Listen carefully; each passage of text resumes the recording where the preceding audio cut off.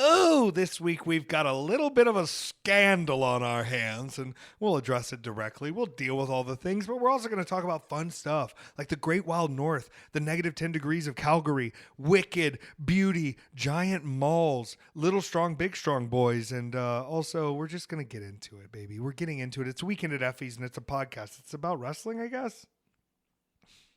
You've never had a weekend like this. This is Weekend at Effys, the only podcast that's actually a wrestling podcast sometimes. And when it is a wrestling podcast, it is somehow very important to the world of our industry. I've just been brought a toy by Bebop. If you're a regular listener here, you probably know, I just tend to speak from my sleeves. I sometimes, as I'm watching Peter here fix the equipment, get everything perfect, you've never had a weekend like this. This is Weekend at Effys, the only podcast that's actually a wrestling podcast sometimes. And when it is a wrestling podcast, it is somehow very important to the world of our industry. I've just been brought a toy by Bebop. If you're a regular listener here, you probably know, I just tend to speak from my sleeves. I sometimes, as I'm watching Peter here fix the equipment, get everything perfect, our technical wizard here, I sometimes forget because I'm talking to one of my best friends in the whole world, just about my life and stuff. And, a lot of the times I'm sort of explaining the nuances of the weirdness of wrestling, but sometimes I'm just ripping and riffing. And like I said on the mini-sode, most of the time after I say something, I'm not really emotionally attached to it anymore. It's kind of out of my system. It's on the way. And I think that, I can easily, as an outsider, be looked at or used or put to the coals to get something done. And sometimes that happens. And I have to be cognizant of it.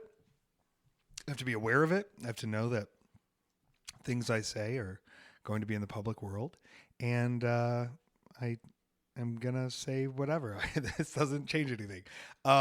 We're here today, Weekend at Effys. We're going to be talking about a very huge week that had so many exciting things like the deepest, strongest winter north and giant malls. But, I think we should go ahead and get, a little open, a little fun icebreaker for everyone here. If you're a new listener joining us, you may not know about weekendateffys.com. It's a way you can support this podcast so that we can continue causing large scale anxiety over the course of 4 to 5 hours unexpectedly.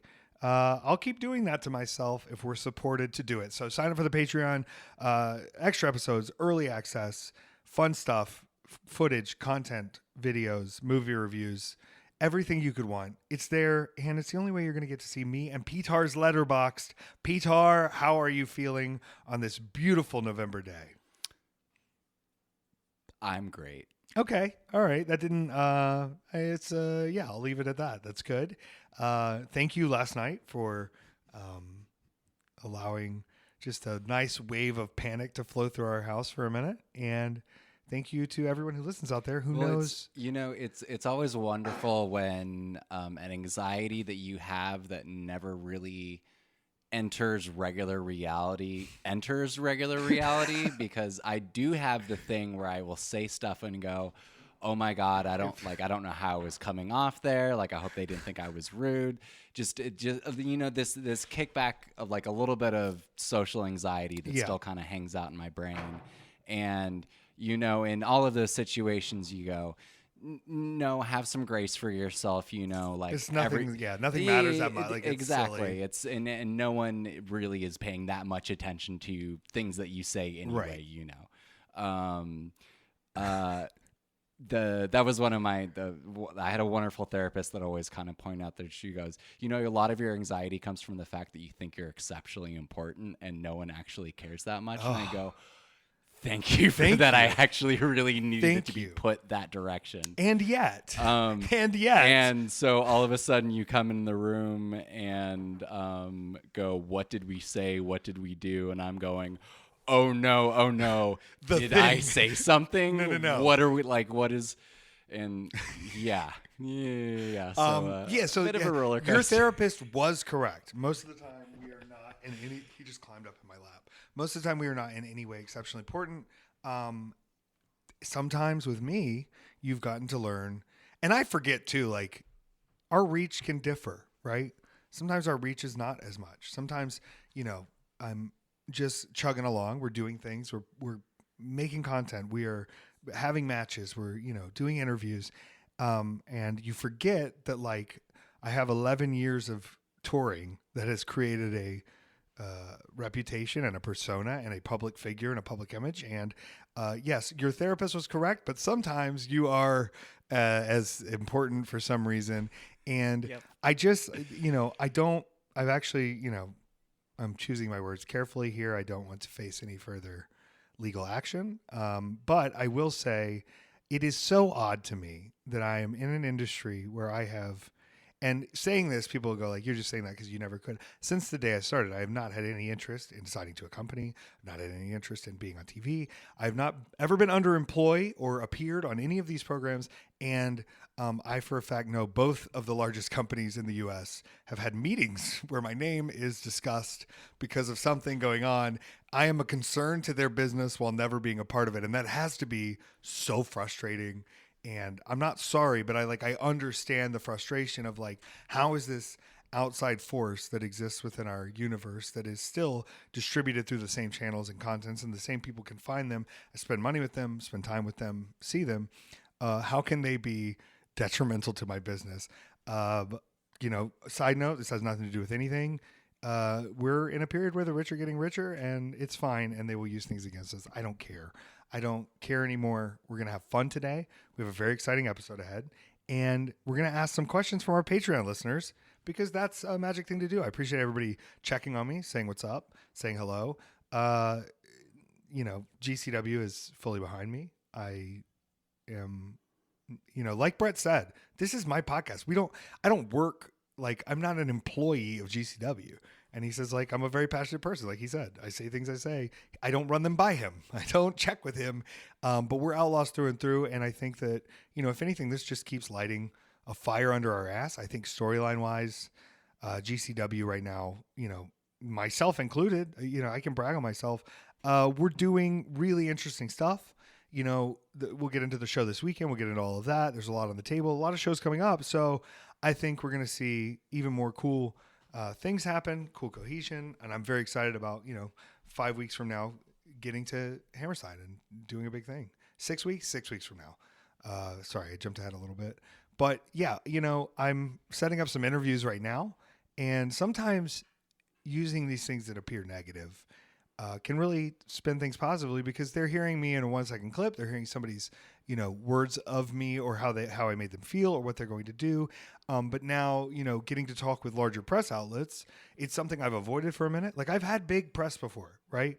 I've been on the cover of, magazines for Mania. I've been on Business Insider. I've been on the New Yorker magazine. Like I've done big press, but now there is interest because of something to the side that involves us and involves me where I can use that press and use folks. Here's where the fun happens. You know this. I have a PR degree. I have training in marketing. I know how crisis communication works.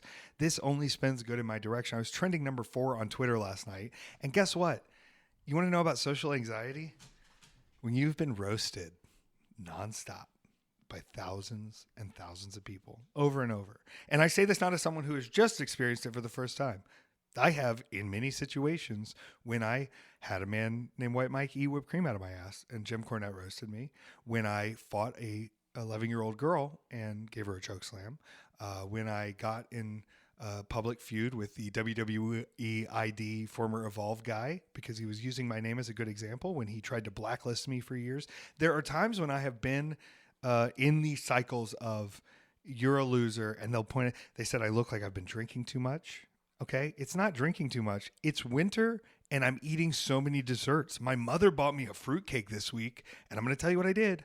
I ate it. So yeah, winter, I'm going to look a little more wintry, and I think that's fine. And I love myself, and nothing you say changes that. And if you think I'm drunk, nothing you say makes me drunk. I haven't had a drink in 11 years. We're also having some camera issues at the moment, which is why you're maybe slightly redder than you were before. Because I'm literally dealing with color balance. Once again, stuff. something I've dealt with.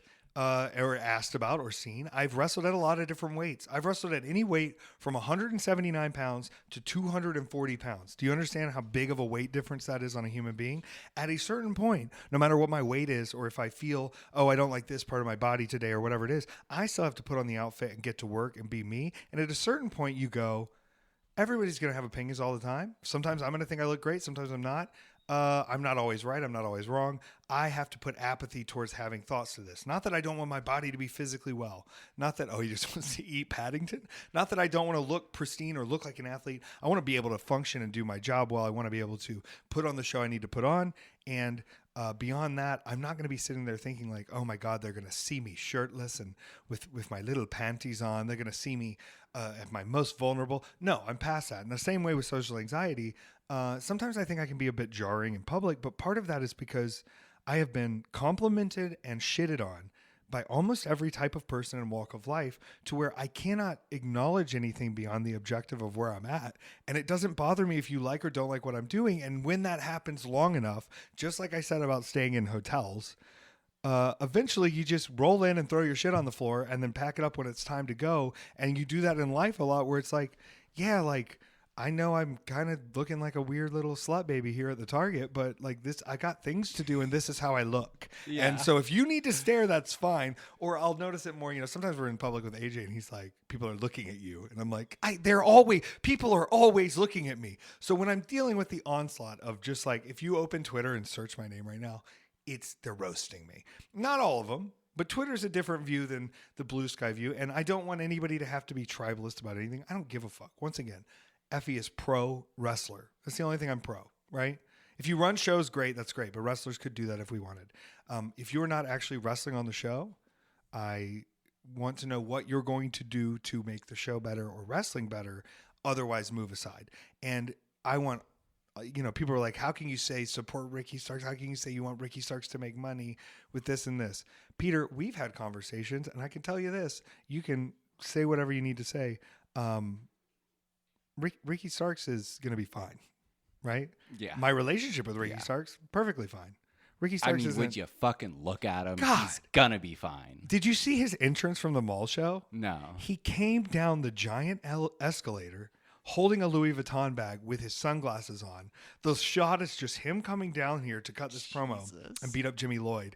And he fist stabs a guy on the other side of the escalator on the way down without even really looking. It's just you can't teach cool like that. He knows how to be cool because he's cool. Yeah. And we're cool. And if you think that that's the only, pot of gold he can find over there, I think you're highly mistaken. I think there's so much gold out there, and he's got a very good gold axe, and he didn't have to pan the river anymore. He's got chunks of gold.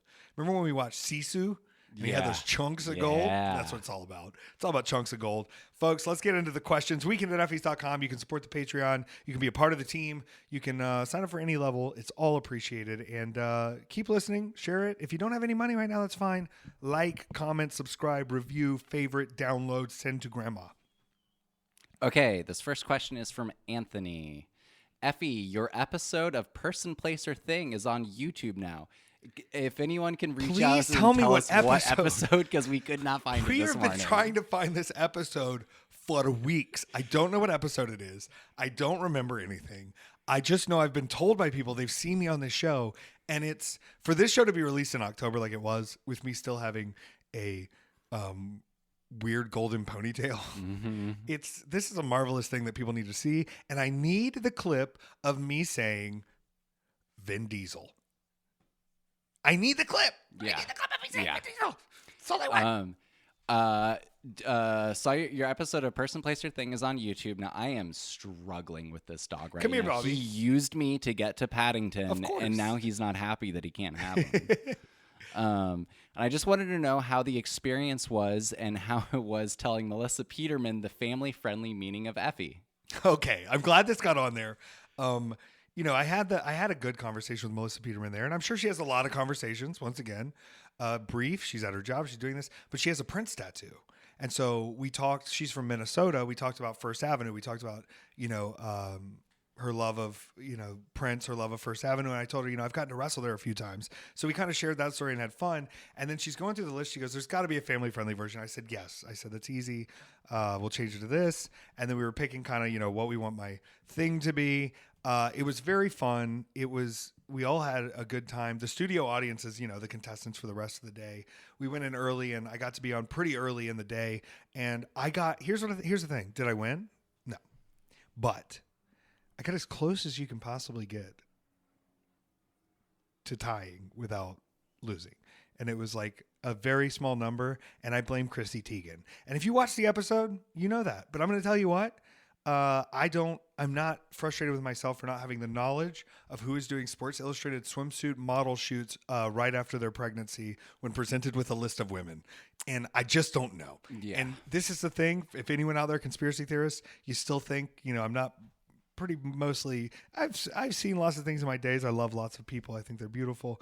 I'm a gay man. And I just want to say, I don't know about pregnancy. And I love my niece. And I got to meet Warhorse's baby this weekend. So cool. I'm not going to say anything about any woman's baby or pregnancy. I did, in just the midst of all the Twitter chaos and everything, I did slip in another TikTok clip. And there was the alley clip. Yeah. Someone commented that this is the first time that Effy has been turned on by a woman. Okay, this is good. I've had my time with women long ago, but I'll tell you this: nothing like a Saturday for the boys. Nothing like a Saturday for the boys, baby. We love it. It's good. Okay, so second part to a question from Anthony. Petár, following up for my question of you doing commentary last week, I think you can do it. Vince McMahon did commentary and all he shouted was, "What a maneuver," so anything is better than that. Yeah, he would also go, "Oh, look at that. Wow. Right in the slammer." His old commentary footage is great. And he also, it's kind of, you can coincide it with the timing of, when he was doing the World Bodybuilding Federation, which it's on YouTube. We should watch that pay-per-view, which is him doing commentary over bodybuilder routines. And it is listen, Linda, I know y'all broke up now. I know there's a lot of things, the spectrum is complicated, and he's a bad person. He probably should go to jail for what he's done to people without their permission. But also, I think he was fighting some urges because, that's a whole lot of man right there. My God, the obliques. Can we deviate completely? Because I just thought of something. Please. Okay. So this is a story about the evils of money and free time. Okay. So I used to do video packages for a ballroom dance competition that was here in Atlanta, and it's just this own weird little subculture. And even weirder in that is that they had a guy that was taking lessons there that had invented a part to an air conditioning machine that every air conditioning machine needs. Okay. Patented it, and so he's just filthy rich off of that. But he does the Arnold Schwarzenegger bodybuilding competitions. Oh my gosh. He's just huge. Yeah. Huge. He got nothing else to do but lift nothing else weights. to do, exactly. And so he got really into ballroom dancing, but he's just he can't the moving it's completely beyond him. And so they invented a new type of dance, which was really a brilliant move by the guy that was running this studio to be I'm going to keep your money here. Yeah. And so it's basically he just picks women up and that's it. that's the whole thing.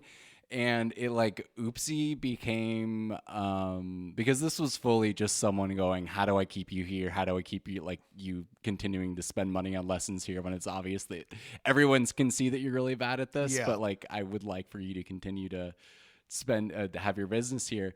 That it just became this just muscle dudes picking up women doing dance routines, and it's completely tied into the bodybuilder community at this point, just on pure accident and circumstance. That's very bizarre. Magical. Very bizarre. Well, fun. I did some light photo work for him one time, and he has more photos of him with people like Arnold Schwarzenegger and Sly Stallone than like pictures of his actual family in his house. Really? Because they're his idols, the Tulsa King. Yeah. Sorry, I have to change if I can change this flight because I just got asked to do another Oh God. interview when I'm supposed to be on a flight. You know, last weekend I was looking at the charts and I was going, you know, this retrograde's going to hit me pretty hard. I know kind of what's going on with that though. Like I'm pretty, my fingers on the pulse. And I go, you know, the other person that's going to get hit pretty hard with this is Taylor. I wonder how that's going to work. And here we are, day 2. Yeah, what a time, what a moment, what a place. Let me just plug the. He's trying to get that going Paddington. For Paddington. Bebop is trying to climb onto the table to get Paddington. You can't have Paddington, buddy. You can't have him. The astrology weather report for This hombre. will be out later today. Oh, perfect. If you would like further insight into this super retrograde that we're in. Is it a super retrograde? It doesn't feel like it. Bobby, what are you doing? Get down. He wants Paddington so bad. They're causing problems now. You cannot give this boy Paddington. Yeah, hide Paddington. Good move. Okay. All right. Bobby, as we talk about the retrograde, we're talking about retrograde, Bobby stopped the recording because he insisted on having Paddington. You got a guilty look on your face, sir. You should be embarrassed. Yeah, you should be embarrassed. That was, come on. You got to hang out with everybody. You're using all of us. Okay, it's Thanksgiving week. It is. We have some Thanksgiving questions. Okay, good. This is from Danny. To keep with the Thanksgiving vibe, do you guys have any favorite movies you watch on Turkey Day? I've just been rewatching Thanksgiving like all year long since it came out. The murder movie? Yeah, you should be embarrassed. That was, come on. You got to hang out with everybody. You're using all of us. Okay, it's Thanksgiving week. It is. We have some Thanksgiving questions. Okay, good. This is from Danny. To keep with the Thanksgiving vibe, do you guys have any favorite movies you watch on Turkey Day? I've just been rewatching Thanksgiving like all year long since it came out. The murder movie? Yeah. Oh It's just an easy watch. It's really fun. It's really fun. I really like watching Christmas Vacation. Yeah. Around Thanksgiving. Yeah. Gets you in the Christmas spirit. It gets me in the Christmas spirit. And then I always end up, because I see footage, I end up watching the Snoopy Thanksgiving. Yeah. Because I see him on the parade. And then I always just think of fucking, it's Randy Quaid, right? Yeah. Shitter's full. Yeah. It's great. And then, there's a lot of other fun Christmassy movies that come up. I'm trying to watch more of those Netflix ones this year. I really want to watch Hot Snowman, Hot Frosty. Hot Frosty? Have you seen this? No. The hot snowman statue comes to life, and Lacey Chabert from Mean Girls is the girl, and he's a real man, but he's Frosty the Snowman basically, but he's like a hot guy. So this is just sexy Jack Frost when they turn Jack Frost. Because there's the Jack Frost that was the Michael Keaton movie. Right. And then there was... But it was George Clooney's face in the snowman because it was supposed to be a George Clooney movie, and they didn't want to redesign anything, so George Clooney's face is the snowman's face. And then they Which did made Jack it look Frost, like a more the evil horror version movie. of Keaton because the face doesn't match up. It doesn't match more up. like Yeah. hardlined with it. Yeah. Yeah. But then there's a Jack Frost that's a horror movie that's very similar. But this is it called Hot Frosty? Hot Frosty. Hot Frosty's the best name for a Wendy's dish I've heard in a while. Come get a Hot Frosty. Am I fucked up for wanting to watch the Tim Allen Santa Claus movies? No, I've been really... the two movie desires I have right now are the Santa Claus and 25th Hour. All right, I guess I got to watch 25th Hour with you. I just want to be destroyed by a movie. Never seen it? Let's go. It's so good. Let's lock in. I'm for it. I think we'll have lots of movie time. I think I'm going to go eat Thanksgiving with my dad because he's asked me to. So I think I'm going to do that. But we'll see. We'll see what kind of movie time I have. Yeah. There's still going to be a lot of running around this weekend. And okay, this is from Joshua. What is one food you can't have Thanksgiving without, and one food you delete from Thanksgiving. Oh, this is going to be controversial. Okay. I've never wanted to be ever hyper eat controversial. mashed potatoes on Thanksgiving. They're out. Mashed potatoes are done. There's so many better carb options. Okay, you're just wrong for that. But you're just straight. I will not, much in the sense of a barbecue restaurant, I will not eat at a barbecue restaurant or have a Thanksgiving meal without some type of sweet potato dish. You're no-selling me so hard right now. You're no-selling me so hard. Sweet potato dish required at a barbecue restaurant and at a Thanksgiving. Mashed potatoes are out. Okay. I'm going to remove any sweet potato anything. Whoa! I'm going to kill cranberries on top of that. Any kind of not the dog, but the dish. And I mean, mine is just like the opposite bizarro version of yours, where I need a really you know what? Good stuffing. With a real bake and a crust. Yeah. Get down, Bobby. Down. Bobby. There's not a lot of attention given to the stuffing anymore, and I think you know what people really fuck up doing? They don't put enough of the chicken broth or bouillon flavor in there to give it the heartiness, and then it becomes too bready because it's even with the seasoning, it's not enough to really give it. It's for a dish like that, which is an overcooked, recooked, dried bread kind of thing. Like it's a savory bread pudding. Let's be honest. For that to be done right, you can't just put water in it and soak it up like that. It's just gonna turn it back into bread. Oh my gosh! It's safe for him to come back. It's safe for him to come back? Yeah, Bobby's on the couch. Oh, okay. He'll be there he's gotten bored. Yeah, good. Okay. Well, that happens. He does get bored. Okay, but you're a mashed potato defender. Yeah. It just bores me. Okay. You know, okay. I just, like, if I'm already... I can't have mashed potatoes and mac and cheese. I'm going to cook liver. Okay, sorry. Sorry about the liver. It's pretty good. Pretty wet. It's good wet liver. That you don't have to have liver on Thanksgiving. No. You can. You could. My grandma would only eat liver in the last few years of her life as a meat source. There wasn't another source of iron and protein that she would choose except for liver. Every time, liver. Loved her. She's crazy. Okay. Okay, we have one last question to round us out. This is from Julie. Most unhinged Thanksgiving story from your childhood. This is great. Do you see this scar on my eyebrow? Which? There's one. Yeah. Oh, yeah. There we go. Yeah. So that was from when I was 3, and it was Thanksgiving, and I was running around the coffee table to the Thanksgiving parade, and I fell, and the edge of my eyebrow went straight into the glass coffee table. Ooh. So we spent that Thanksgiving in the emergency room getting my face stitched up. Shit. And now I do death matches. Ooh. Pain is nothing. Suffering is everything. Stoicism forever. So that's a fun Thanksgiving story. What about you? What was Thanksgiving? Did you celebrate Thanksgiving in Kenya? Yeah, I mean, you would do all the American holidays because it's a lot of you're with the Christian other groups, American. Right. Yeah, because you know, it'd have like the big missionary get-togethers and everything. Christmas is when we would do the like really, really big get-togethers. Okay. Now, do they have a Christmas ham, or is there another alternative? We mostly did chicken because turkey was not really a thing. Yeah, I believe that. To where I sometimes get confused about what it is that you're supposed to do. Is it turkey or chicken? I can't. Turkey. It's turkey. Turkey. Yeah. But we always do a nice Christmas ham.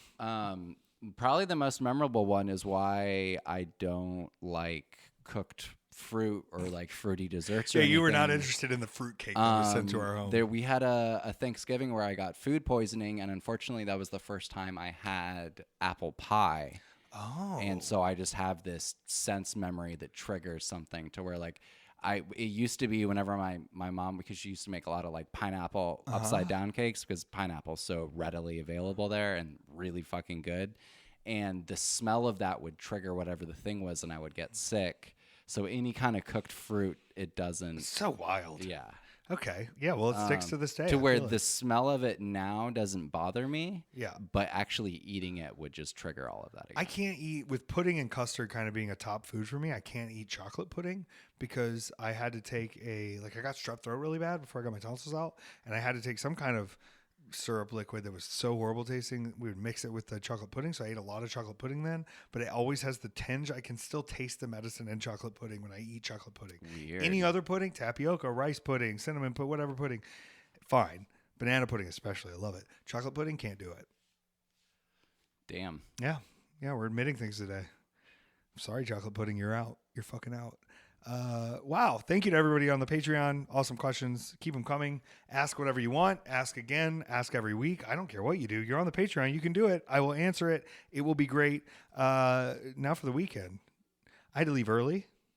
I had to leave a day early. I didn't realize it. I looked at my flight and I looked at it thinking it was the day after. And in my head, I went, oh, I guess I'm just landing during the show. No, I was going to Calgary. It's far away. This is Western Canada. This is the Alberta province. It took me about 10 hours to get there, I think. 10 hours of flights and delays and things like that. It was very cold when I arrived in Calgary. It was snowing when I arrived in Calgary. And overnight it snowed way more. Here's the worst part. I woke up. I had the heat on in the room. And I was staying there that night because I was doing a red eye to fly back home or to fly to the next show. And I kept going, it's still cold in here. Like maybe there's just a draft or something. And I wake up the next day, there's snow in the windsill because one of the windows had been cracked and you couldn't close it because the thing had broken to pull it back in. And so when I'm checking out of this room, I said, hey, the window won't close. And I guess I just found out this morning. And she goes, well, we'll get someone to fix it. And I go, well, I'm leaving.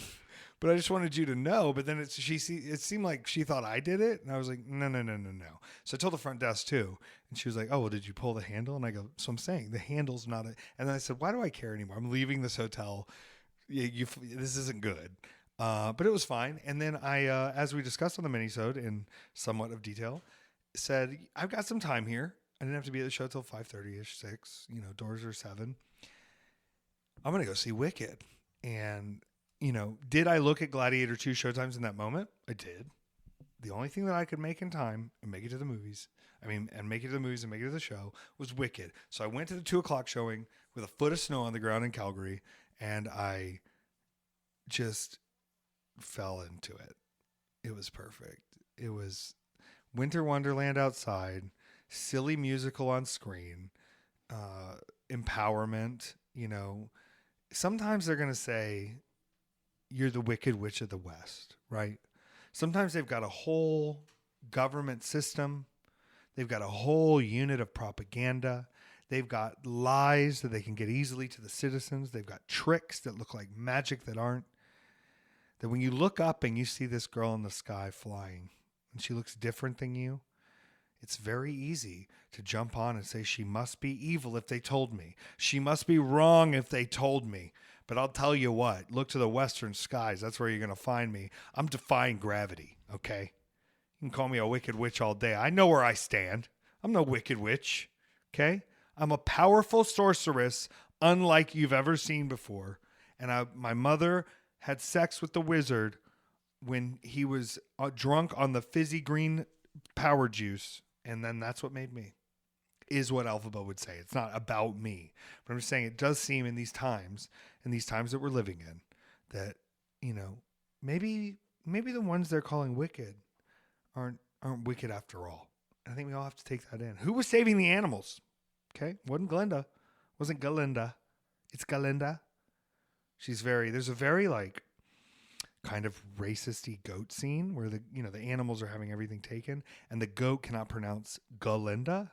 And she keeps going, no, that's not, and keeps roasting him. And then when he's taken in prison, she changes her name in his honor to Glinda. And it's that kind of performative, fake activism that she doesn't even realize is so sad when Alphaba is out here really taking the risks, really putting it all out there, really being honest. People don't like it. People are scared of it. Okay. But when those flying monkeys are chasing you, you remember who gave them the wings. How about that?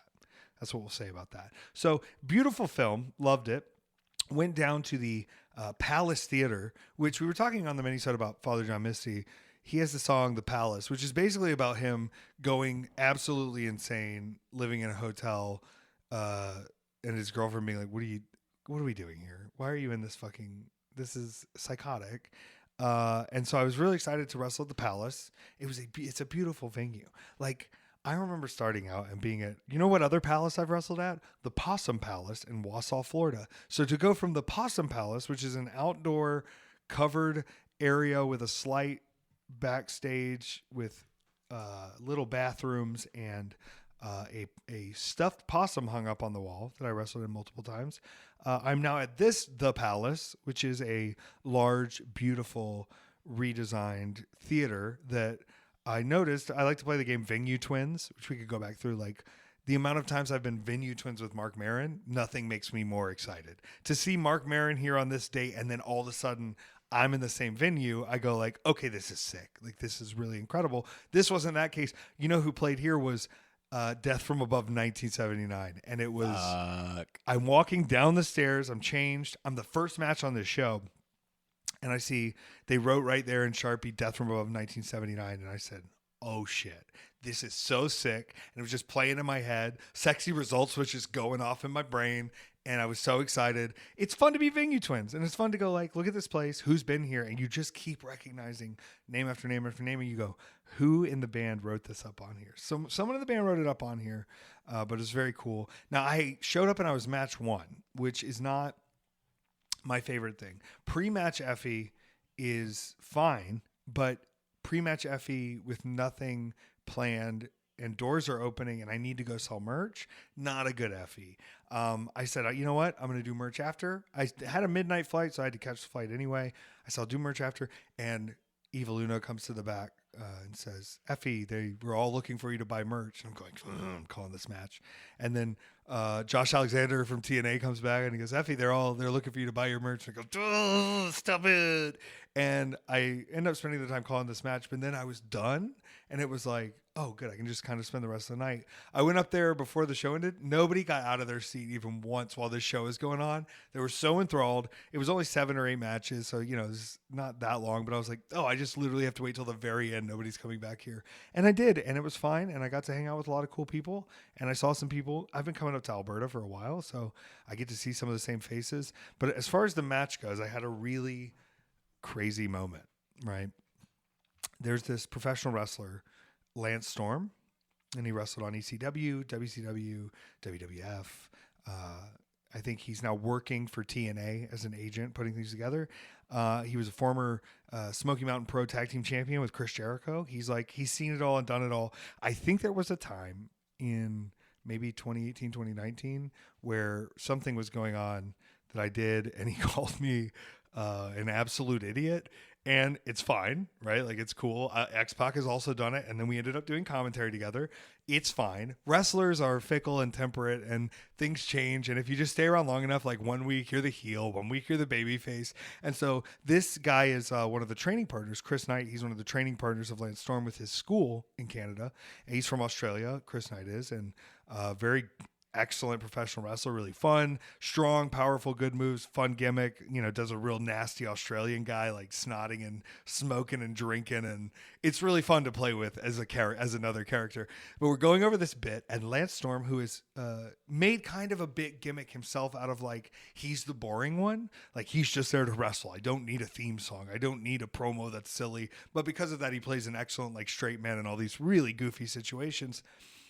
He goes, the thing you're doing with the nipples, what if you, and then he presents this extended long form nipple thing with his gimmick and my gimmick and all of this that has kissing. And it's like, and I'm going, nobody, if I came to them and said, this is an idea Lance Storm gave me, nobody's going to believe me, which is awesome because he can give out ideas like that. And then they'll be like, how did you do that whole bit? Did you come up with that? And I go like, no, Lance Storm did. And that's like, it's basically like being like, you know, Stephen Hawking's stand-up set was fucking hilarious last night. Like, the guy telling you about the universe and planets and time travel and, you know, these completely different subjects is now doing like, my dick looks crazy when it's upside down. And you're like, that's the same guy. What?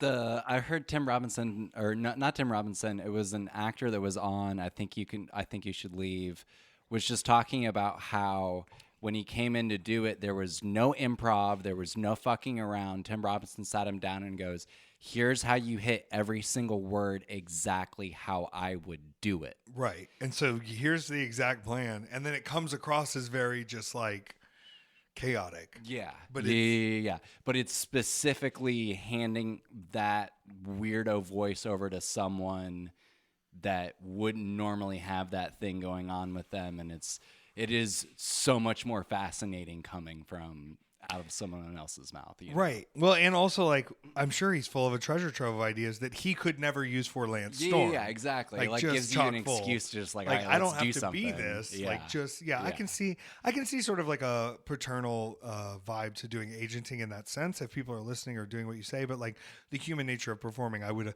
always be frustrated if they couldn't hit what I was telling them to do. I don't think you understood what I was saying, darling. I'm sorry. Yeah. Uh, That is so fun that you get to like play with each other's tool chests, though. Like, Yeah. And to have someone who's been in the industry that long, who is trained. I mean, he trained Matt Cardona's wife, Chelsea Green, way back in the day before she came down to Florida.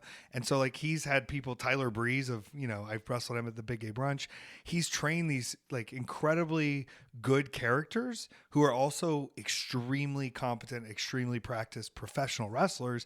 And he talked to me after the match too, and we were kind of going over stuff, and he said it was like a really good balance of like both of you being these silly characters, but also like just there was really good professional wrestling in there. And to have someone like that say it, you're like, okay, I feel like I'm kind of on the right track here with performing. And we talked a little bit, and we've never met in person, so this was kind of a new hello. That's so cool. And he got mad at me for introducing myself as Taylor because he said I was confusing him. And I said, I just don't need people to think I'm a mystery person. Like, I'm a human being and I'm here and I'm not. I don't know.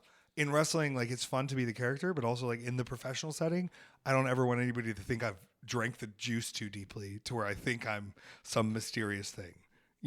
Sometimes you just gotta be a dude, but we corrected it. It was fine. It was a very good time.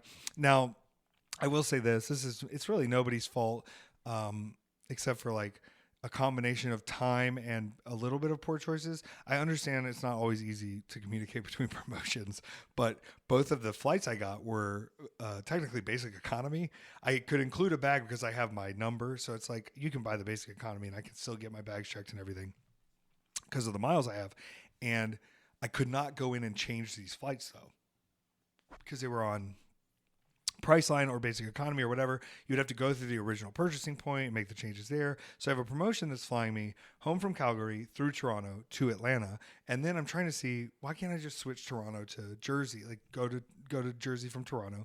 No, I instead had to go to Atlanta, wait 2 hours. Do you know how hard it is to wait 2 hours while Bebop's 20 minutes away, where I'm just sitting somewhere and I have to leave again? I have specifically in the past chosen between two connections to make sure I don't go through Atlanta because I'll go home. Yeah.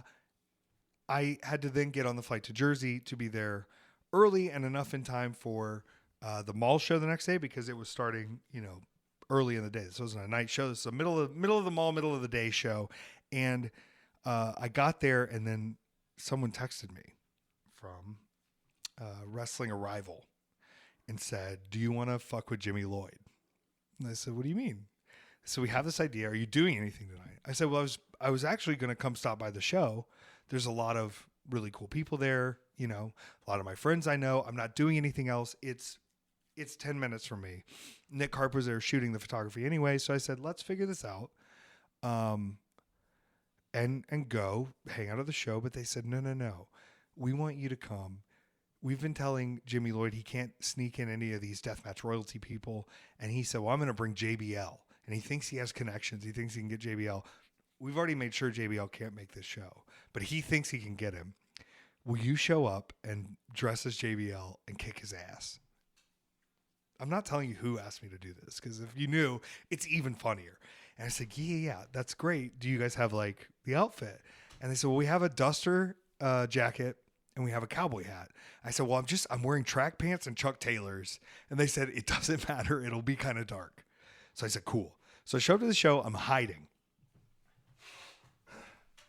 Now, while I'm hiding, another gentleman comes in who I've only met briefly, on a handful of occasions, but he was there to watch the show as well. And that was Will Ospreay of AEW fame.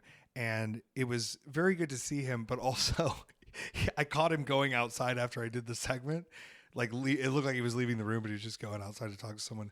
And I said, "Oh my God, was it that bad? You have to leave the show?" And he was like, he couldn't sense the deep sarcasm I was giving him. He was like, "No, it's really entertaining. It was good. It was good." And I was like, "Dude, I'm messing with you." But his match with Kyle Fletcher the next night was very good for AEW. I can compliment people once again, pro wrestler.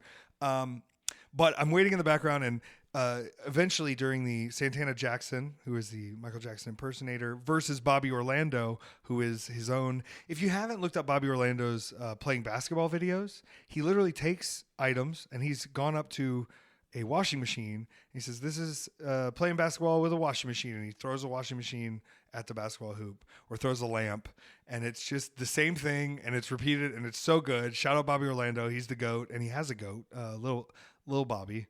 So this match is happening. Jimmy Lloyd interrupts it and tries to cut a big promo. My ass hits the JBL music. Boom, boom, boom, boom. And I go up the stairs and break in. I have to push through people. The lights are going down. And I get up in the ring, and he turns around, and I fucking clothesline his head off. And then I take the hat off, and everybody goes nuts. I was like, "Oh, they're definitely going to know it's me." No, they had no clue. And I take the hat off, and they go nuts. They go crazy. Now, here's where I'm going to jump ahead a slightly bit.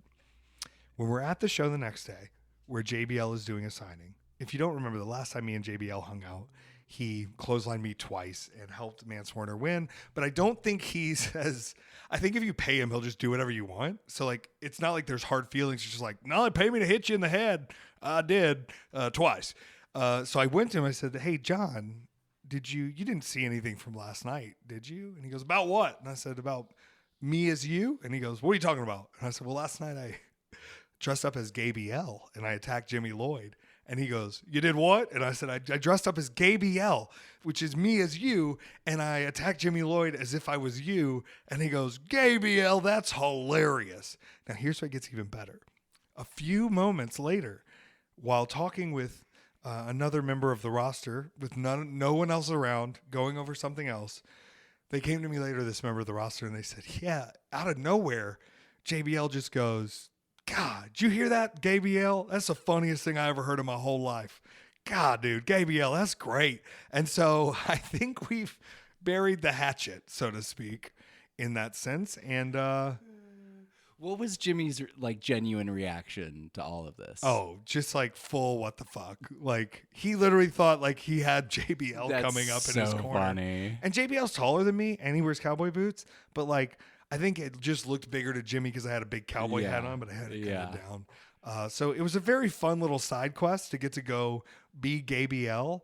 And hopefully in the future, I would like to do a trios with me and Manders and JBL, but he then attacked Manders, I guess because he's not a real cowboy or something, or because Cardona paid him again. I don't know. Either way, it was very silly and fun. Now, do you know the 3 largest malls in North America? So there's the Mall of America. So that's actually the second largest. No, that's the 3rd largest mall in North America. Okay, so what's 1 and 2? Number 1 is the Edmonton Mall in Edmonton, Alberta, Canada. Okay. Number 1 mall size-wise in North America. And I've been to this mall. I was asked to wrestle at this mall. I was in Hawaii instead. So they have had wrestling at this mall. The second biggest mall in America is the mall that GCW performed in Saturday, the American Dream Mall in New Jersey, right outside of Newark, Rutherford, New Jersey, where one of the WrestleManias was. The stadium's very nearby to the mall complex, entertainment and retail complex. And the third is the Mall of America, which I've wrestled at thrice. So what I'm saying is I got to get into that Edmonton Mall and do a show. I got to clear the schedule, whatever it takes. I actually talked to the promoter the other day. I don't know when they're going to be back in the mall, but it is something where I rarely ask for things. I rarely call my shots, but I would like to mark off all 3 of the largest malls in America. And then let's be honest, let's break some barriers. The largest mall in the world's in Dubai. Bring my ass in. Let's go. You think I won't wrestle in Dubai? I'll do it because I'm ready to change things. We're changing the world. It's unstoppable power. And you know what? They're going to keep trying to slap me with a frying pan in the face. And I'm going to keep saying, harder, daddy. Harder. Bring it to me. So we woke up the next day and went to the American Dream Mall.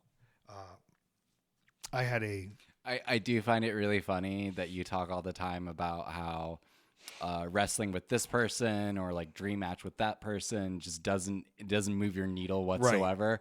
Wrestling in the biggest malls in North America does, though. yes, and it's because I'm a venue whore. And like the most diva version of me has said recently, especially with like JBL or Raj Desi, Jinder Mahal, or your Jeff Jarrett's or your whoever's coming through. How much is the Effy background going to cost today? And I love a picture of Effy with the background being a very cool or interesting venue. That's one of my favorites. And malls are the weirdest. And also the mix of having hardcore wrestling fans who are there no matter what, and weird people who are just at the mall that are now being shown this vision of all wrestling, but also like they're getting to see Effy. It is so fun and invigorating, and it changes the way you work a little bit, and it changes the style of work a little bit. And I think it's really exciting and really gives you a chance to capture people who wouldn't knowingly turn to wrestling as their choice. Totally. We got there and I was trying to do the fan fest and there was no tables. So I end up just like waiting backstage, and I'm pretty hungry. So I'll go get food. So the pre-show has already started at this point, and the show starts at 3. Pre-show starts at 2. I'm walking to the part of the food court. There's a Korean sandwich place in there. And it's a good Korean sandwich place because the girl taking my order was 11. And then when her dad came out, she started telling him the things they needed to restock on and what they needed to be cooking in the back to get ready for lunch rush. And I went, this is going to be the best food of my life. So I ordered the sandwich. Speedball goes, what is this? It smells so good. And I went, Speedball, it's right. It's 100 feet from here at most. So I hope he ended up getting a little sandwich. As I'm walking to get this sandwich. Is he coming to the Atlanta show? Yes. Oh, we got to get him. Yeah. We got to get him. Yeah. I love him so much. I'm walking to get this food. I exit the backstage area. 4 people start following me to try to get me to autograph things. While during the pre-show, there's an interview segment between the 2 hosts of the pre-show about the storyline with me and Mance, and they're talking about Effy. And I'm just trying to walk across the room to get a fucking sandwich. And it was me going like, man, personally, the hallucinogens may have helped destroy my own ego. And I know how to use it in a way that benefits me somewhat, but I'm not attached or stuck to my ego. But having no ego and walking through a space where your ego is just being constantly thrown at you in a way that is diminishing your ability to accomplish a task. Boy, I wish we could have killed the ego all the way out. It was very intriguing to be a part of. And it was just very like these weird, like this is, I have seen therapy, have seen a therapist before long ago.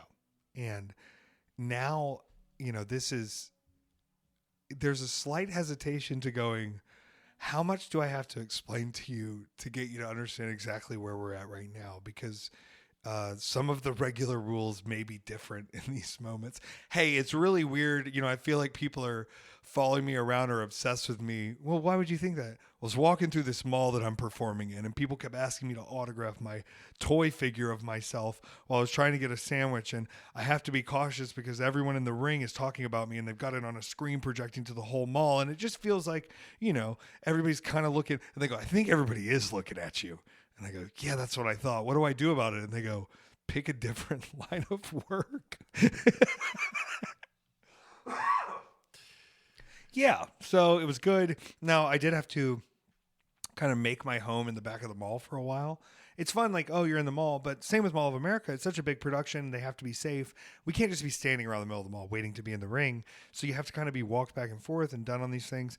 And even when my music hit, it's a pretty long walk, and I was having to like kind of push through people at the mall to get to the entrance space just to get out there to do the match. I thought the match was great. It's very hard for me to enjoy my matches when I lose them in such spectacular fashion now. Now, technically, I guess I didn't lose, because the caveat here that Mance Warner, who is still the champion by way of disqualification or throw out or whatever it may be, I didn't lose and he didn't win.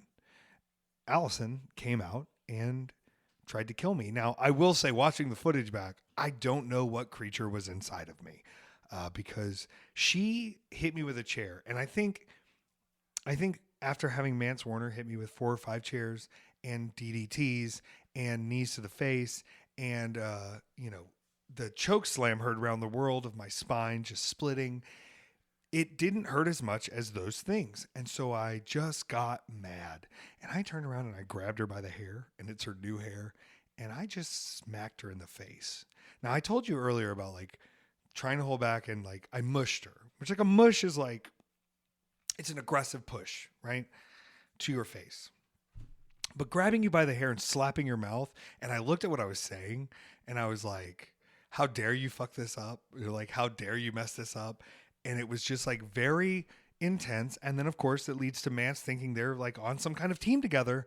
And he goes to finish me off, knees me, and setting me up. And she beat the shit out of him too.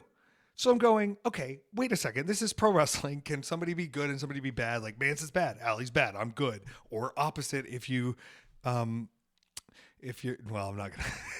Some people don't like me. It is very much like, here are the consequences of your actions. How could you think that you've been turning on everybody? Why would you think that someone would be on your side? Like, right, it's chaos. Chaos. Like it's chaos, but also like, okay, bravo, Allie, because you're basically saying like, you're not mean because you're mad at Effy just because you're mad at Effy. You're not hating Manser because you're sort of going, bitch, I've been on the same ride as you.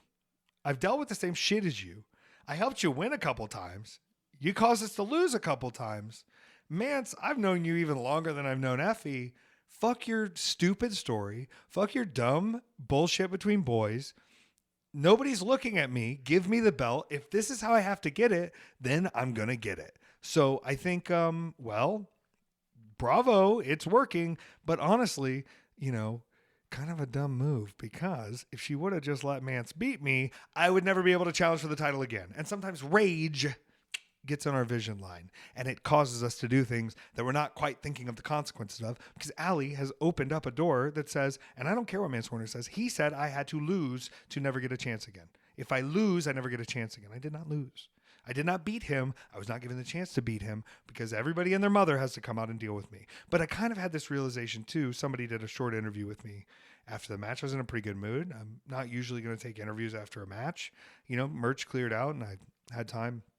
I said, I'm really less stressed out than I've ever been because I still have a chance at this championship for GCW. I've dealt with everything they've thrown at me. Like, there's nothing you can throw at me now. I've been exploded, bleeded out, lit on fire, hit by Gender, hit by JBL, hit by Bully, hit by Cardona, hit by Broski, hit by Steph, hit by Allison, there's nothing you could do. So, and now I'm expecting it. I'm expecting just like, oh, I'm not fighting it. It's just like, can you survive this fucking onslaught battle that never ends and is unpredictable, and pull another name out of the hat and throw him at him? Whatever it is, it doesn't stress me anymore. What can you do? I have not died. I have gotten back up. I am still standing here. You can attack me with words. You can attack me with knives. You can attack me with barbed wire. It doesn't matter. And how could I not feel a sense of loving relief where the stoicism has built me to a position where I'm going, I don't think you can end this. I don't think this is something that I just keep reforming. It's like the snowmen in Red 1. Unless you rip their nose off, you're not going to get it done. If you cut them in half, they're putting their body back together. You're a liquid Terminator. I'm a liquid Terminator. I'm the Secret Life of Alex Mack. I'm the Capri Sun baby on a surfboard. I'm the Silver Surfer Supreme. And you can't stop it. So keep trying. It's honestly adorable. It's painful. I have never felt pain like that in my life. And part of it is I took the weekend off, and then I took a weekend where I just ran in on some matches. I didn't bump for 2 weeks. That's the longest I haven't bumped in a long time. And between the 3 matches I had this weekend, baby, I was bumping. I was flopping my body around. And I wasn't even done after this match. This whole thing fell apart. And everyone afterwards wanted to go to the pay-per-view. I said, it's not for me. And then everyone after that wanted to go to emo night. I said, it's not for me. And you know what I did, Peter? I went back to the hotel room. I ate an entire cheese pizza, an empanada, and a piece of caramel cheesecake. I sucked down 2 diet lemonades. I watched the original Willy Wonka and the Chocolate Factory. And then I watched the Johnny Depp Charlie and the Chocolate Factory. And I fell asleep and got on my flight. It was perfect. I cannot think of a better way to spend an evening than to be done with a show and at your room by 7 p.m. and you go, I think I'll walk downstairs for a pizza. We did watch the boat scene from the original There's no Willy way of Wonka. knowing. It's just what a technical Just which way marvel. we're going. Just Yeah, the really projection stuff you were incredibly- talking about, yeah. I noticed it more even there where the layering of it is like specifically separate but brought together in a way where it feels like one entire thing. And it is like kind of intense for a kid's movie. I think it was at the time, but watching it back again, it's like confirming again that the Willy Wonka boat scene is freaky as shit is good stuff. It's good to do. You know, Burton had a vision on this. I think it's a weird one. And I will say, you know, in the history of actors portraying the character of Willy Wonka, you know, created originally by children's visionary Roald Dahl, who also created such hits as Twitches and Witches and Matilda and, of course, The Big Fucking Giant. Oh, Friendly, The Big Friendly Giant. Out of He all also the wrote actors, what is considered to be the most racist James Bond movie. which one is that? Octopussy? I think it might be. Yeah, I think it's Octopussy. If I'm thinking about kind of racist James Bond, that's looking in my direction. What I'm going to say is the three actors, there's only one of those actors that is completely unfuckable. He wrote You Only Live Twice. Well, you do. You only live twice. Good for him. But Johnny Depp is the most unfuckable Willy Wonka there ever was. Yeah. Gene Wilder, quarter roll into my bed. Timothy Chalamet, you know, don't let the Oompa Loompa watch. You know what I mean? Yeah. You remember when Willy Wonka fucked that peach? Oh, never mind. That was Call Me by Your Name. I'm mixing up my Chalamets. You remember when Wonka went electric? Oh, that's Bob Dylan. I'm sorry. I'm mixing up my Are they Chalamets. gonna? They're not gonna have that part of it in the movie. Well, you know, are I'm they? thinking I got to do an electric guitar for some reason. He's going electric. I can't believe it. I'm going to go boo him. I'm going to boo him on the show. I can't wait. I'll watch Timothy Chalamet do anything. Especially give a hand job in a cornfield and then slit a man's throat to eat him. Bones and all, people. It's the Guadagnino you didn't know you needed. Wow. Why people didn't like that one? People hated that movie. I don't know. But it's because people don't like talking about cannibalism. Yeah. It makes people uncomfortable. Number one, like, you know, you're not supposed to eat people. Number two, it could make you sick. And Number number three- three, whatever Mark Rylance is doing in that movie, you just feel like you can't get it off your soul. Like it's With just my ponytail it'll rope. never be clean again. I've been watching you, young lady. He's the big friendly giant. You know that? Yeah, yeah. I'm the big friendly giant. I'm the giant. That's a nice one. I'm a good little giant. Do you for think that movie broke Spielberg? For a minute, for sure. I think it's why he had to make Fablemans. Yeah, I think Because so he was too. just like, I think so, what have too. I done? He's got a new alien thing he's working on, which Good. I think will be cool. Do you think the Close Encounter stuff, do you think he was really visited by some aliens? I don't know. They're saying he was. They're saying that's why he was forced to go into that film. Interesting. He had to get it out for him. Had to let him know what was going on. I believe it. I think we should rewatch it at some point in our life. I think it'd be good. I wasn't done. I finished and got on the plane, and I went to Saint Louis, Missouri. Now, I will say this. I got to spend 2 days in a row with my good friend and confidant, Ricky Starks. It was a good time. Saturday, he debuted at the mall, came down the escalator with a Louis Vuitton bag, looking fantastic, cutting a beautiful, nice promo. And, you know, we had conversations there too. And one of the big things that, you know, I think we both were agreeing on was that it's not about being against anybody else. That's not what this is. It's about celebrating how good you are. I said, you're good. But we both ended up landing at the airport at the same time in St. Louis because we were going to go to the Glory Pro show where he was going to be making kind of his in-ring return. Another beautiful theater. I don't know why. Maybe it's the Del Mar Theater in St. Louis. No, it's not the Del Mar. Hold on. This is... Because the Del Mar is the one that's next to the pageant there, which is another beautiful large venue. Pro St. Louis Ricky Starks. Let's see. The Casa Loma Ballroom. Now, the Casa Loma Ballroom has a big history as well. Let's look into this. They do dance lessons. Oh, good. It has a Wikipedia page. in popular culture. The Bandstand television program, The St. Louis Hop, hosted by Russ Carter, was filmed at the Casa Loma Ballroom. And a woman did suffer a heart attack there one time, and it was featured on the program Rescue 911. So it's a cool place. It's a very cool, intimate building. And I just want to say this to all wrestling promoters. 2 days in a row, I wrestled a show with a bell time of 3 p.m. Do that. Please, God, do that.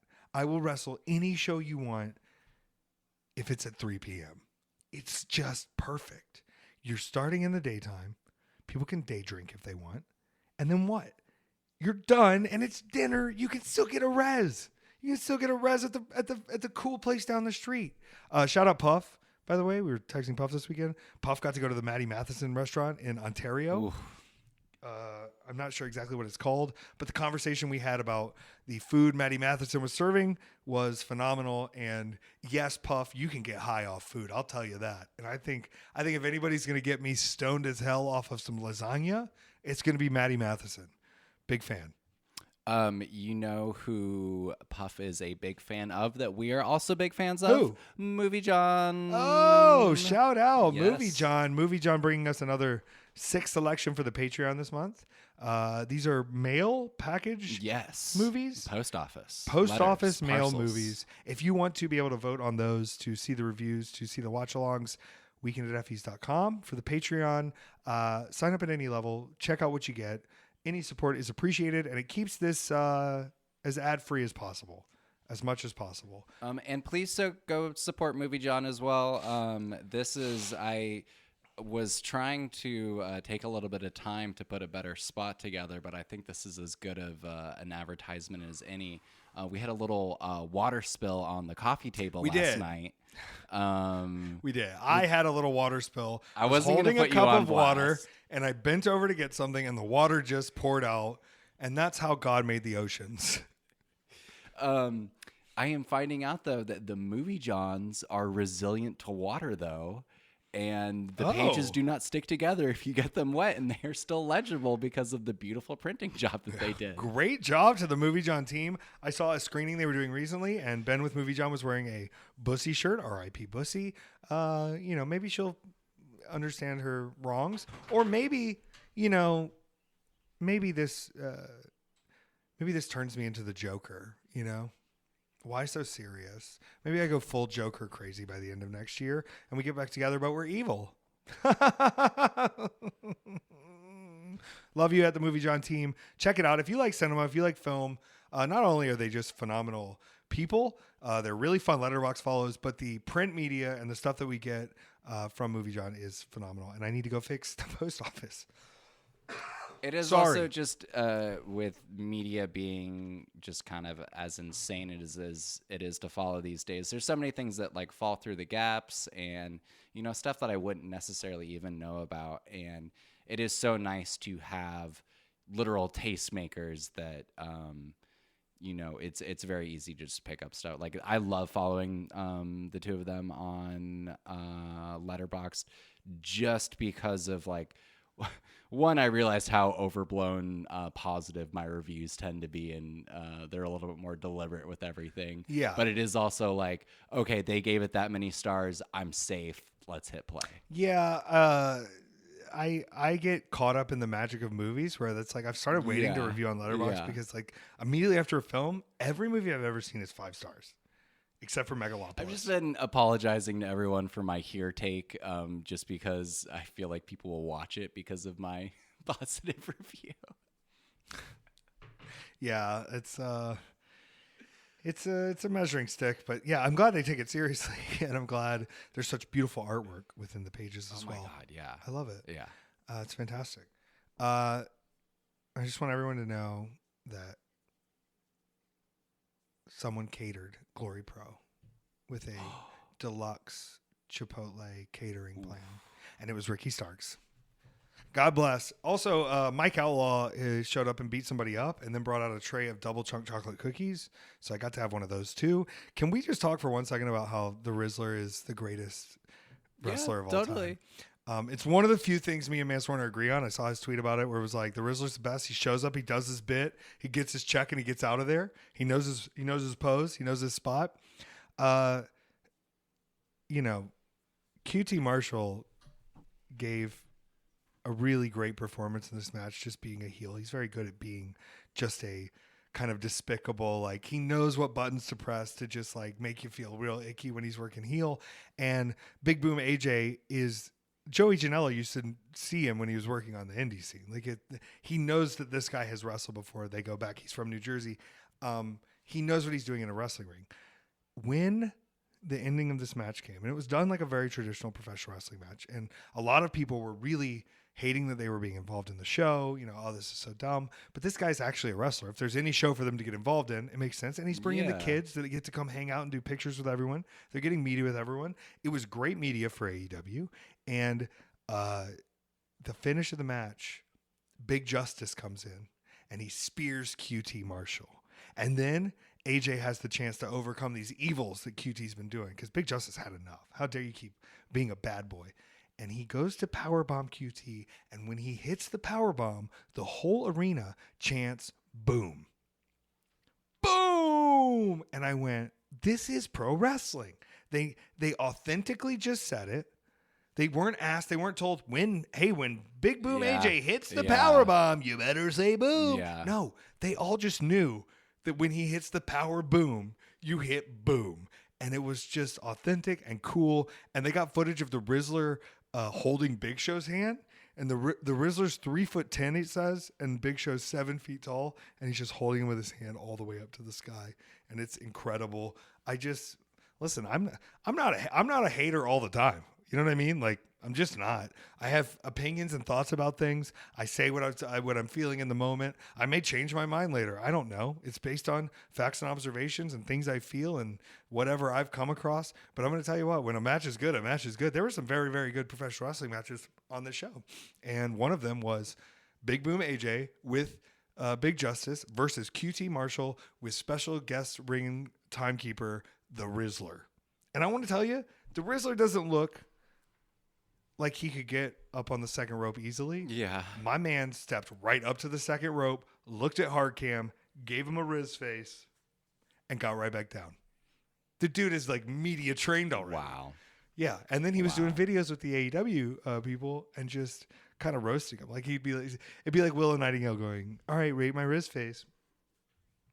And he'd go, maybe 8.5. And she's like, what? You're 10. Yeah, I think, listen, wrestling can be a lot of things, right? I'm not saying that it has to be family friendly or adult oriented or whatever it is. It does, however, though, have to be entertaining. And that's what that was. That was entertainment. It was awesome. The rest of the card was great. If you're wanting to see, something fun. Now, I want to say this. I'm pretty sure at the end of the show, they had Darby Allin run a car into a truck that was supposed to be Jon Moxley's truck. Because he's running a rampage right now. He's a real evil piece of shit. He says it's his company. The Turtle Boy is loose. The Turtle Boy is loose. But the car he ran into, I think, was a custom car they had made. It's like a Darby car. But the truck they ran into that's Moxley's, that's Jon Moxley's truck. That dude just was like, hey, man, I got kids now. I probably need to get a new truck. You want to just use the real one and then I'll get another one? And I'm pretty sure that's how it happened. Because I looked at the truck and I went, I've stood next to that truck. I've been near that truck. I've seen him pull up in that truck. I'm pretty sure that's his truck. Well, I mean, this is perfect because when he gets a new truck, it's a part of the storyline, even though it's just Jon Moxley getting a new truck. And you can tax write it off as a part of the performance. What's the Kelly Blue Book value? Genius, honestly. And it's the same truck where he was like, I'd invite you to sit inside it, but the baby threw up in the front seat. And I went, yeah, dude, this is Jon Moxley's truck. I've seen this truck. Good on you. And it's so very funny. Cool. I think, there's the Mercedes Moné Chris Statlander match was very, very good as well. There's a lot of good matches on there. Even if a company doesn't like me, it doesn't mean I can't compliment things they do. And it doesn't mean I can't say how I feel about things they do. It's not black and white. It's not black and white. And, do I agree with everything GCW's ever done? No. Do I agree with everything WWE does? Absolutely not. And a lot of people were saying like, oh, well, the Fed bought GCW, so they're like WWE shills now. And I'm like, I fucking wish. At this point, having these strong backbones and morals is really just annoying me and giving me nighttime anxiety sometimes, and it's not paying me money. I wish it's what you thought the conspiracy theory was, that Triple H had just bought me, because at this point, I don't know. I'm not a 24-year-old with my nose to the wind. I'm a 34-year-old with my nose to the wind, and it's costing me money. People will love to hear that line. It costs me money to be a dick. Sorry, folks. But I can't stop. I'm addicted. I got to go to being a dick rehab. What are you here for? I'm here to stop being such a fucking dick. Yeah, what? You're telling me you're such a dick that you had to come to rehab? Yeah, you fucking noodle. Now go sit over there in the corner and look at your hands. That was a really good Bill Burr impersonation. Thank you. I've not been working on it. I'm just thinking about who I would see at the being a dick rehab. Might be Bill Burr. We don't know. We don't know who's there. I think he's been in his own I used to be a piece of shit rehab over the course of his career. Yeah. Well, you can still be a little piece of shit. Yeah, you can still be a little It's piece fine. of shit. It's fine. We're having fun. Glory Pro is great. I did get to work with someone who I've never gotten to wrestle, and that's Big Strong Boy Ethan Price. And let me tell you, when you have Daddy Effy versus someone called Big Strong Boy Ethan Price, that match is going to be a mess, and it's going to be fun, and it's going to be silly. And once again, Thursday night and Sunday, I was match 1. Saturday and Sunday, the show is at 3 p.m. These are things that are not normal for me. I'm not used to being able to be match 1 and be done. I got to watch the rest of the show. I got to watch the Glory Pro, I think it's the championship, the Glory Pro Championship, between Raheem Suede and Warhorse, where Raheem Suede overshot on a 450. So you're doing a full flip to your stomach again, but he undershot it slightly because he double stomped the shit out of Warhorse with it. I jumped out of my chair, and usually like I'm later in the card where I have like, stuff to do where I don't get to watch these matches in full force. And so just like I was done and changed and sitting and watching matches and drinking a Diet Coke and having a chili dog. And it was 3:45. Like I'm done. I'm done for the day. And the show was great. I had so much fun. I got to see a lot of people that I don't always see. St. Louis is beautiful. And then we got to hang out and eat pizza. Just a bunch of the wrestlers. And I ended up staying at Dan the Dad's new house. And we were with a group of people. And I don't want to, out anybody as being there.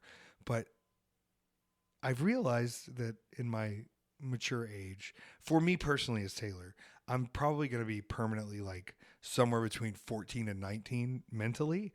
And that means like I don't put any priority into property ownership or leveling up my living spaces because it's mostly hotel. Like I just don't give a fuck. And I wish I did, but not giving a fuck makes me realize like these things take effort and planning and money and time and energy. And I'm just walking around his house going, this is incredible. You've got 2 bathrooms. You've got a basement. You've got art on the walls. You've got a dining room table set with a luxury set put out. You've got 2 rooms with sofas. You've got a fridge full of Diet Coke and snacks.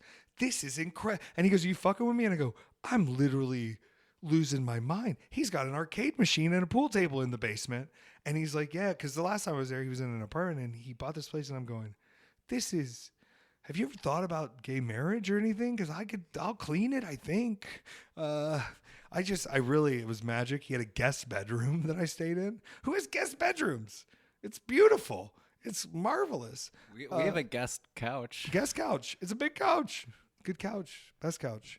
Gotta have fun. It's a great couch. It's a great couch, but it's seen some things. It's a dog-friendly couch, which we need because we're friendly to dogs. We're friendly That's to what dogs. we have. I just had so much fun on that. We're like Alphaba. Yeah, we're just like Alphaba. We're friendly to the animals. Yeah. Popular. You're gonna be popular. I'll make you wear little dresses You've and been sashes and singing fancies. a lot more lately. Yeah. Your go-to has been "I'm Still Standing." Yeah. Hall & Oates, which is very funny. Wait, it's Elton John. Oh God, it's I'm okay. So sorry. Did you watch the "I'm Still Standing" Ali Effy music video? No. Oh my God. Okay. I'm gonna make you watch that Okay. after this. I think I posted it somewhere. It is heart-wrenching, and here's why. As a character developing and as a human being, there is a sense, and some of this footage goes way back to us winning belts, to us doing things long ago, where me and Mance were still good, where me and Allie were still good. And to see the sense of joyful security of me just flopping around being Effy, knowing these people are on my team no matter what. We've got each other's backs no matter what. You can literally see light in my eyes change as things shift. And it is a cover of I'm Still Standing that's a very low-key girl on a piano. And it wrenched me up. And Wrestling with Kindness on Twitter, I think they're also on Blue Sky and possibly Instagram. Wrestling with Kindness put this video together, and it is incredible. Not the only cool video package of the weekend, though, because Ivan Firejay for GCW, one of the most famous WrestleMania promos of all time, is the WrestleMania 17 Rock Austin My Way promo, where they played the Limp Bizkit My Way song about them doing it, and it's My Way or the Highway, okay? And we did that with me and Mance's feud so far, and I got so fired up. I mean, listen, folks, if you haven't watched the match, go get on Triller, go get on Fight TV, watch me and Mance. This is our, hold on, let me go through this. 1, 2, 3, 4, 6th singles match this year. Just as brutal as the rest. All of these have been very different. All of these have been their own vibe. All of these have been under different circumstances. And all of them have been so fucking painful for me that now I get to kind of go back and watch this video before I'm entering it again. And let me tell you, I'm also a different person from that because my brain is not, it's fine. We're writing a lot of the info down now. I was told this week, because I'm trying to work out getting management or an agency to start doing a little more in the public speaking realm. And I actually I'm waiting on an email reply on something about January 18th. What do you do? Could we get someone to watch the dogs if you come with me Hammerstein weekend? Yeah, totally. Now I'm trying to schedule it around something else, but I have this Saturday night where they have the Indie Wrestling Hall of Fame going on. But I think a before or after, I think we have the cap to put on a little show. I think we should. I'm going to see what the venue says. I think we're probably looking at Brooklyn. There's a Manhattan option, but I don't like it as much. Brooklyn's a little easier totally just for parking and existing, but it will probably be a part of that weekend. I'm going to get it confirmed 100%, but it does seem to be moving ahead. I didn't want to say anything too much yet, but I had some conversations yesterday. But they said if I really want to get into the speaking sphere, I have to write a book. And I don't think people read books anymore, but I guess if you have the book, then people buy the book because they see you talking and they want to read it. And it's just sort of like a jump through. And also I was like, damn, I probably should before I forget everything. I just don't want things to feel, it feels like if you write a book, it's over. And I don't think it needs to be because I don't know, Jericho wrote like 3 books. Mick Foley wrote a couple books. So I don't think it's done clearly, but I think I have to just jump that hurdle. But I also need to get this information out of my brain so that it's somewhere permanent because, boy, they're shaking up the thermos of my gray matter.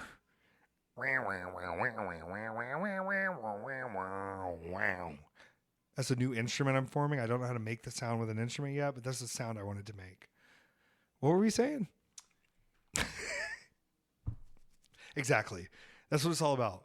I had pizza with my friends. We watched movies. We had fun. Yeah. And I flew home afterwards, and it was beautiful and marvelous. I landed. I rode up here. I was pretty tired, and then I figured a nap in.